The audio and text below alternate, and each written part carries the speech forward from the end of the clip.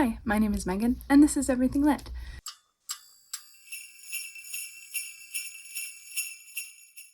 Welcome back to my channel. Vino is here, as always.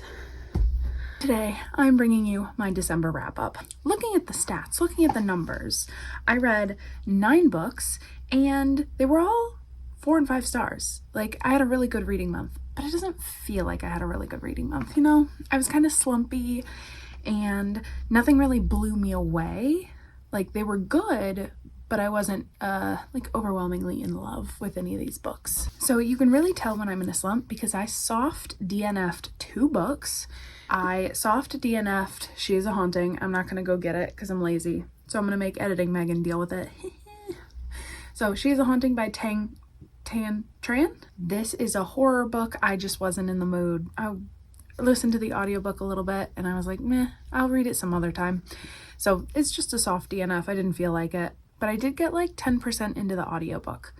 However, I think audiobook is the issue. I was not feeling audiobooks this month, and that is true because my other soft DNF, Kissing Kosher by Jean Meltzer, I had it on audio, and it was going to be sad. I could just tell, like, it's very heavy in the first, 30 pages. I think I did get to chapter 10. I was like 70 pages in, but I just knew that if I kept reading, it would not get a high star rating, and I wanted to give it its best shot. So I'm still interested in this. 2 soft DNFs. I read Cleat Cute by Meryl Wilsner.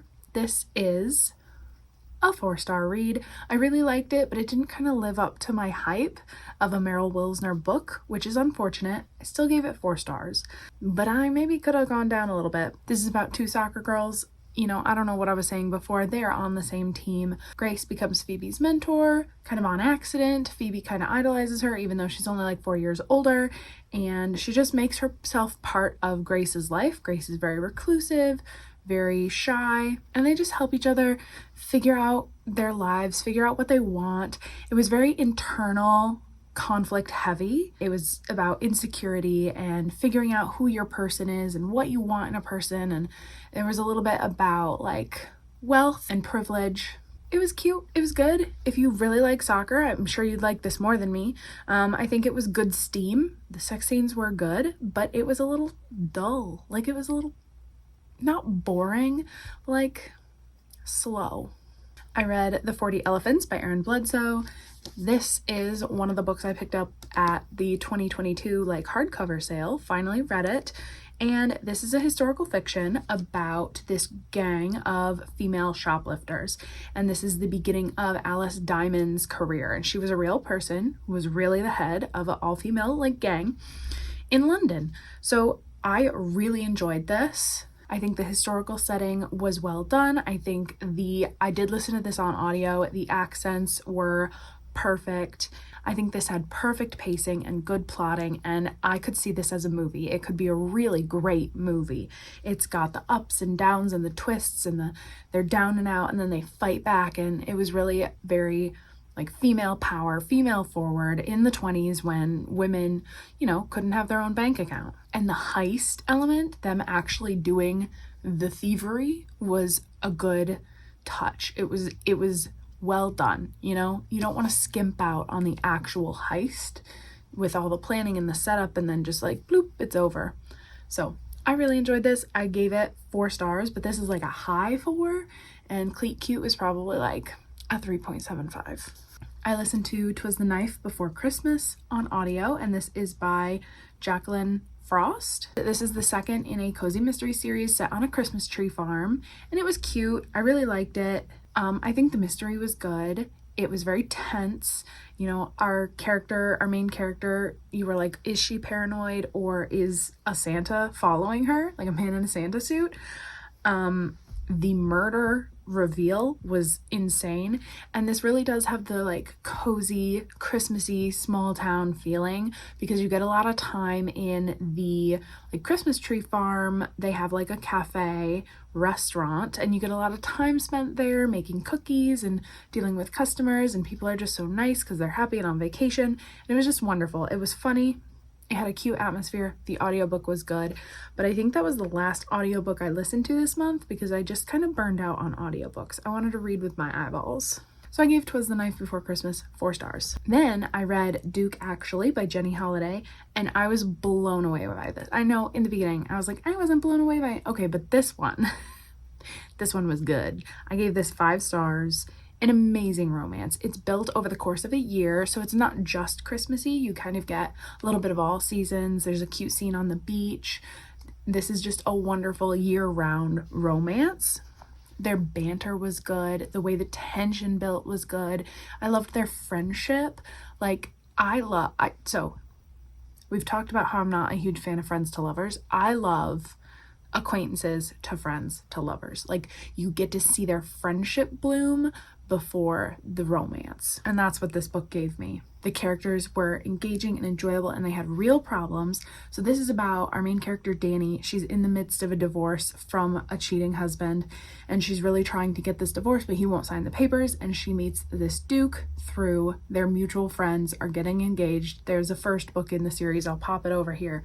So they kind of know each other, and then they just randomly meet up in New York and, you know, have one night of talking and banter, and then they just kind of keep in touch, and it grows from there.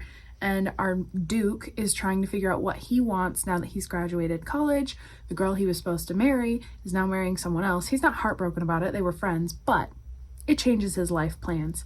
The one thing that I didn't love about this book, and that I could maybe bump it down a half a star, like a 4.5, the ending. The ending was like okay, but there was something that happened that I was just kind of like, are you kidding me? Next, I read Faking Christmas by Carrie Winfrey. This was actually really cute. I gave it 4 stars, and this is about a girl who kind of has her dream job. She's a blog writer. She really likes her boss. She likes where she works.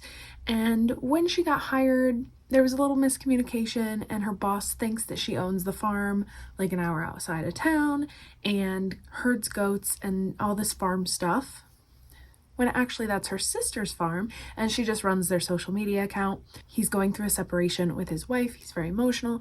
He kind of invites himself over to her farm for Christmas, and so she has to pretend to own this farm and have 2 kids and be married, but she can't pretend to be married to her twins man. So her twins man's best friend comes over and helps, except the best friend and the main character don't really get along. Now they have to pretend to be married, and it's wacky. Okay, it's a wacky, silly Christmas rom-com. It is over the top, it is goofy, but I still really enjoyed it. Once you kind of just give in, it's very fun. And for most of the month, probably one of the reasons I only read 9 books is because of this behemoth, Crescent City, House of Earth and Blood by Sarah J. Maas. I got a prompt from my jar in October or November to read a book that was 800 pages. I rolled a dice and it punched me in the face. So I decided to read this finally. And let me tell you what it's about first. This is about our main character, Bryce Quinlan. She is half fae, and in this world, half-breeds are kind of looked down upon. They're not very powerful, and especially she is looked down upon because she's unclaimed. They don't know who her father is. Her best friend, Danica, head of the werewolves, is murdered very brutally. And about 2 years later, a similar murder happens. And so she and one of the, guards, police, angel police of this world is tasked to help her figure out how this happened, because she's kind of associated with both of the people who got murdered. So that's the base plot. But there is so much happening in this book. There's so much world building going on. That's why it's so chunky, because this takes place in a city that is its own universe with angels and demons and half-breeds, and there are fae, and there's an underworld, and it's just crazy. There are half animal, half human people. There's just so much happening. If you'd asked me about 300 or 400 pages into this, I probably would have said it's going to be a 2-star, because I was not feeling it. I was bored. I was annoyed.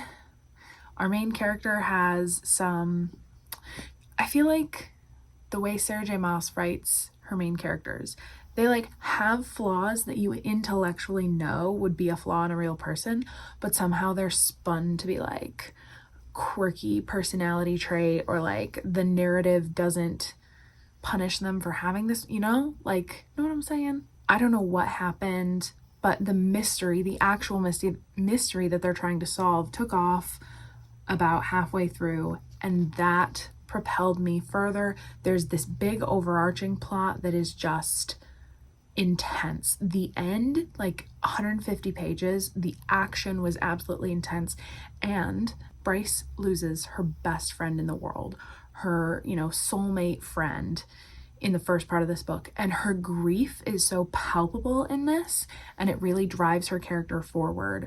And the way it was written was phenomenal, actually. And then in the end, I'm gonna put spoilers on the screen for anyone who's read this. When she's down and out, there are monsters everywhere, she like does the portal thing and calls for anyone to help her, and no one's there, and you're like, oh shit, this is it, this is the end. I'm gonna cry talking about it. And then she hears Danica's voice being like, light it up. It sounds so corny, but oh my god, it hit so hard. And then for her to do the drop and get to see Danica again and have that final beautiful moment, the culmination of all her grief, where she gets to see this person again, let me tell you, that scene is what I wanted from the 7-year slip. That scene was everything, where they get that catharsis, and you as the reader, after 800 pages, also gets that catharsis, and it's just so well done. So spoilers off the screen. I always think that I'm gonna be a hater and that Sarah J. Maas is overhyped, and then I read one of her books like this, and I'm like, no, I get it. The girls who get it, and I get it. In the end, I'm giving this 4 stars. I think it was actually fantastic. The ending was very earned and cathartic, and I've heard some worrisome things about the second book, but that's a problem for future Megan. I read Finding My Elf by David Valdez. I gave this 4 stars.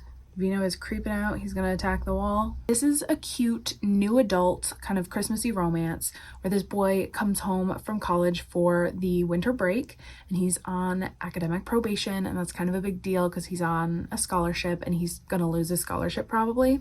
And he gets a job as a mall elf at this brand new mall, and they're doing this social media campaign with this like elfmas like competition. So he enters this competition to like do Christmas stuff. So it had good like Christmas games and baking and cookie stuff, but also it had good personal relationships, and also like his ex-boyfriend kind of wants to get back together, but also he meets this new guy, and it was just cute. It was just a nice, cute, new adult queer romance. And I think it had a really good message about like not judging other people, learning not to be so self-absorbed. Like it was just wholesome and nice, and I enjoyed it. I gave it 4 stars. If you hear Vino purring, it's because he's right here and his tail is probably gonna hit the thing and make loud noises.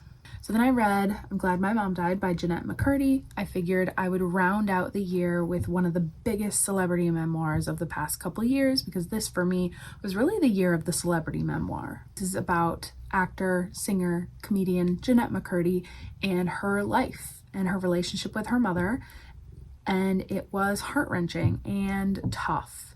And she writes very candidly about her family and how they treated her and each other, and the issues that her mom passed along to her and the abuse that she suffered. I think it was very well done. She really writes like almost like it's a novel of her young life and the memories she has, and then as she got famous, as she became an actor, which her mom really wanted her to do, all that followed. This had some really tough topics. It talks about eating disorders and drug abuse and parental abuse, and it is just, I don't want to say sad. Sad doesn't encompass everything that this book is. It's powerful, I guess. It's a powerful book about her reclaiming her story, telling her story, and thankfully, you know from the fact that she's writing it, she is in a better place mentally, physically, and she's doing what she wants and achieving her dreams and not her mother's dreams. Obviously, I gave this 5 stars. It was amazing. And finally, the last book I read, I finished it on New Year's Eve, was A Season for Second Chances by Jenny Bayliss. I did get my Jenny Bayliss book in, and actually this isn't so much a Christmas romance. A little bit of it does take place in Christmas and winter, but it starts in like the fall. So it's kind of a nice long romance. And actually the romance is kind of a sideline. I might call this like chick lit, because this is about our main character Annie, and she catches her husband cheating on her and decides, I'm done. That's it. She's like 44. They own a successful restaurant and she is gonna leave him. And she finds a place to live, house sitting basically, for this little old lady who has a house by the sea. It's too hard in the winter, too difficult to keep open, so she's gonna move in with her friend in like Cornwall, and Annie is gonna live at the house for the winter. And it's about her taking on the legacy of this house called Saltwater Nook. It's about her learning the ways of the house, the residents in the town, and becoming part of this tight-knit community. It was really sweet, really genuine. I loved, they have this like, she starts a book club with some ladies from town, and their book club conversations were so funny, and I loved the way they talked about books, and we got a little inkling of, you know, these women's personalities from the way that they talked about these books and thought about these books. It was just so cozy and enjoyable and lovely.